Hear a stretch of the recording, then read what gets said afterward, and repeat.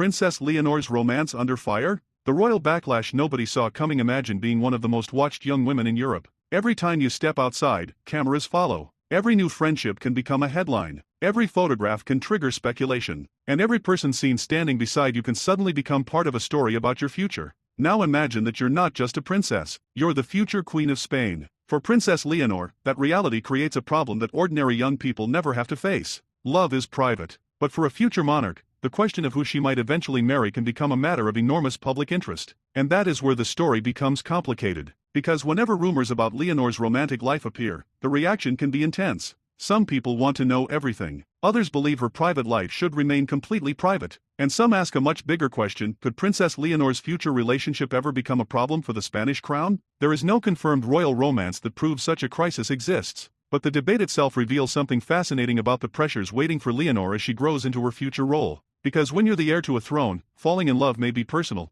but marriage can eventually become public. And today, we're exploring why Princess Leonor's romantic future attracts so much attention, what the Spanish monarchy can and cannot control, and why the biggest challenge may not be choosing a partner, but protecting a private life while preparing to become queen. Chapter 1: The princess who cannot date. Like everyone else, for most young people, dating is personal. You meet someone, you spend time together, you decide whether you like each other, and if the relationship doesn't work, you move on. For Princess Leonor, things could be very different. She is growing up under extraordinary public attention. As heir to the Spanish crown, her future relationships will inevitably attract interest. That doesn't mean every person she meets becomes a royal story. And it certainly doesn't mean that every rumor is true. But the reality is simple: people are curious. And the more important Leonor's future becomes, the more interest there will be in the person who might eventually stand beside her. That is the pressure of being a future queen. Chapter 2: The biggest problem: speculation. One of the most difficult parts of royal romance stories is separating fact from speculation. A photograph can show two people standing together. That does not prove they're dating. A young woman can have friends.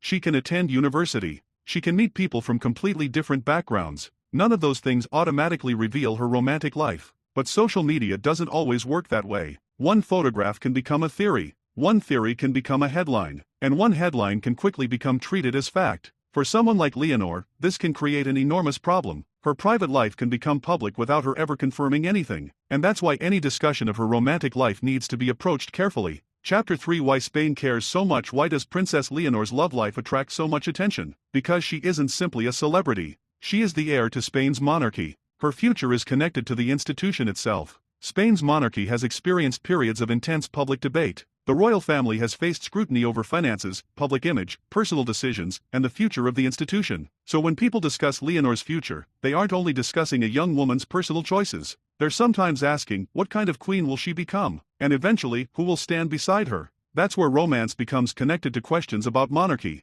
Chapter 4: The weight of a future marriage. Imagine Leonor eventually falling seriously in love. At first, it would be a private matter. Two people deciding whether they want to build a life together. But if that relationship eventually moved toward marriage, the situation could become much more public. The Spanish constitution contains specific rules concerning succession and marriage, and those constitutional rules matter. The heir cannot simply treat every aspect of a future royal marriage as though it exists entirely outside the constitutional framework. There are formal considerations surrounding royal succession and the consequences of certain marriages. But this does not mean that Leonor is currently required to have a particular type of partner. Nor does it mean the crown can simply choose her husband. Modern European monarchies are very different from the royal courts of centuries ago. Love and personal choice matter. So does constitutional responsibility. And balancing the two could eventually become one of Leonor's most complicated personal challenges. Chapter 5: The end of the old royal marriage rule. Centuries ago, royal marriages were often arranged for political reasons. A marriage could create an alliance, strengthen a dynasty, end a conflict,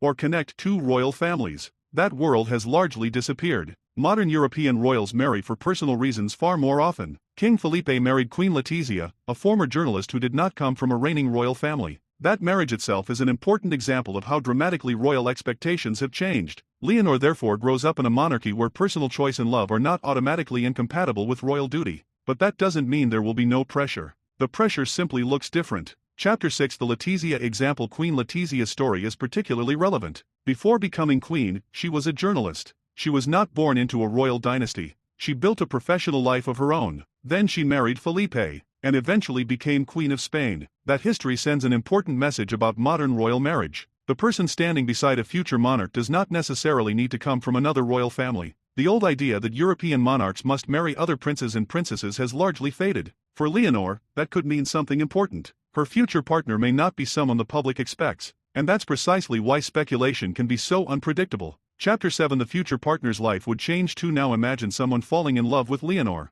That person might be completely unprepared for royal life. Suddenly, their family could attract media attention. Their childhood photographs might be examined. Their social media posts could be scrutinized. Their education and career could become public discussion. Their personality could become a national debate. And perhaps most importantly, they would have to understand that a relationship with a future queen could change their entire life. This is why royal romance is complicated. It isn't just about two people. Eventually, it can involve an institution, a country, a media industry, and millions of curious observers. Chapter 8 The National Backlash Question. This brings us to the dramatic question in our title: could a relationship trigger a national backlash? Possibly in theory. But there is no confirmed evidence of a current national campaign against a specific partner because Leonor's romantic life remains largely private. The more realistic issue is the potential for public debate. People might disagree about who they believe is suitable. Some might prioritize tradition. Others might prioritize Leonor's happiness. Some might argue that the future queen should have complete freedom. Others might believe royal responsibilities require additional considerations.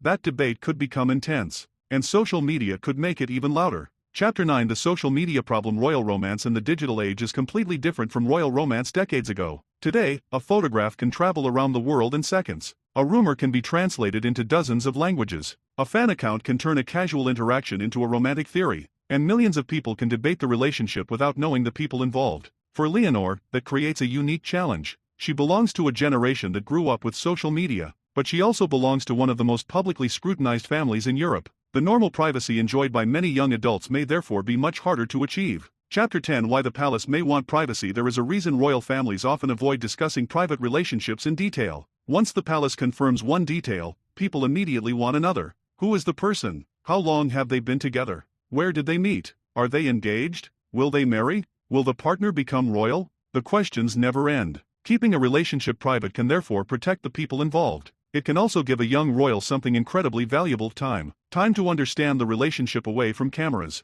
Time to discover whether it is serious. Time to make mistakes privately. And time to decide what comes next without millions of people watching. Chapter 11 Leonor's age matters. Another important point is Leonor's age and stage of life. She is still a young adult. Her education and professional preparation are major parts of her current life. That means speculation about marriage can be premature. A future queen doesn't need to decide her entire romantic future while she is still developing as a person. In fact, one of the healthiest things the monarchy can give her may be room to grow. Before she becomes a wife, before she becomes a queen, she has to become herself. And that process takes time. Chapter 12 Love versus duty. Eventually, however, Leonor may face the classic royal dilemma. Love versus duty. What if she loves someone who doesn't fit traditional expectations? What if the public doesn't approve? What if the person has no royal background? What if the relationship attracts intense media criticism? And what if Leonor decides that her personal happiness is more important than public opinion? These are difficult questions, but they also reveal something important about modern monarchy. The future queen isn't a political bargaining chip. She is an individual. And modern royal institutions have to operate within modern expectations about personal autonomy.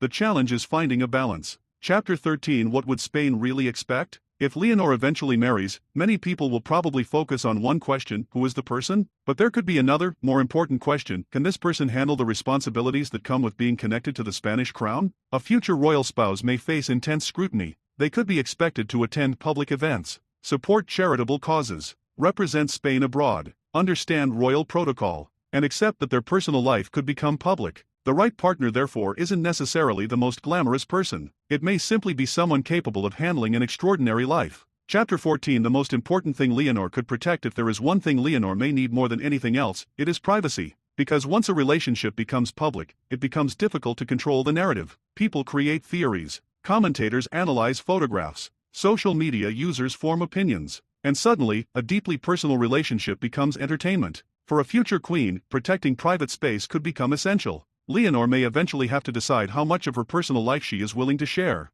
and that decision could shape how the public sees her for decades. Chapter 15 The royal backlash nobody can predict. Here's the irony. The biggest backlash may not come from the person Leonor chooses. It may come from the public disagreement over what a future queen should be allowed to choose. One side might say she should marry for love. Another might say she has a responsibility to the crown. Another might argue her private life is nobody's business. And another might simply want to know every detail. Those conflicting expectations could create enormous pressure, but they also reflect a fundamental reality. Leonor's generation is growing up in a very different world from the generations of European monarchs who came before her. She may eventually have to redefine what it means to be a royal woman in the modern age. Final love, duty, and the future queen. So, is Princess Leonor's romance really under fire? There is currently no confirmed evidence of a specific romantic relationship facing a national backlash, but the intense public interest in her future love life is very real, and that interest tells us something about the enormous expectations surrounding her. Leonor is expected to become Queen of Spain, but before she becomes queen, she is still a young woman. She will meet people, make friendships, fall in love, perhaps experience heartbreak, and eventually, if she chooses, build a family. The challenge is that the world may be watching every step. Her future partner may face scrutiny, her choices may become public debate, and her marriage, if and when it happens, could become one of the most closely watched royal events of her generation. But perhaps the most important lesson comes from the example of her own parents. King Felipe did not marry another reigning monarch. He married Letizia, a journalist. Their story demonstrated that modern royal marriage does not have to follow the old rules. So perhaps Leonor's future will not be defined by finding the perfect royal match. Perhaps it will be defined by finding someone who understands the extraordinary life she is preparing to live. Someone who can stand beside her without trying to overshadow her. Someone who understands duty without forgetting humanity. And someone who can survive the intense attention that comes with loving the future Queen of Spain. Because eventually, Leonor will have to answer a question that no royal protocol can answer for her. Who does she want beside her when she faces the future? And when that decision finally comes, Spain will almost certainly have an opinion. The media will have an opinion. The royal world will have an opinion. Millions of people will have an opinion. But the most important question may be much simpler: what does Leonor want? For now, we don't know. And perhaps that's exactly how it should be. Because until Princess Leonor chooses to make her private life public, speculation remains just that, speculation. The real story isn't who the internet thinks she might love. The real story is watching a young woman prepare for a role that few people could ever understand. A role where duty will follow her everywhere, including into her personal life. And perhaps one day, when Princess Leonor finally walks down the aisle, the world will discover that the greatest royal love story was never about choosing between love and duty. It was about finding a way to carry both. Music rises. What do you think? Should a future Queen of Spain be completely free to choose her partner for love, or should royal tradition and constitutional responsibility play a role? Tell us what you think in the comments. And if you want to follow Princess Leonor's journey toward the Spanish throne, subscribe, because her greatest royal decisions may still be ahead of her.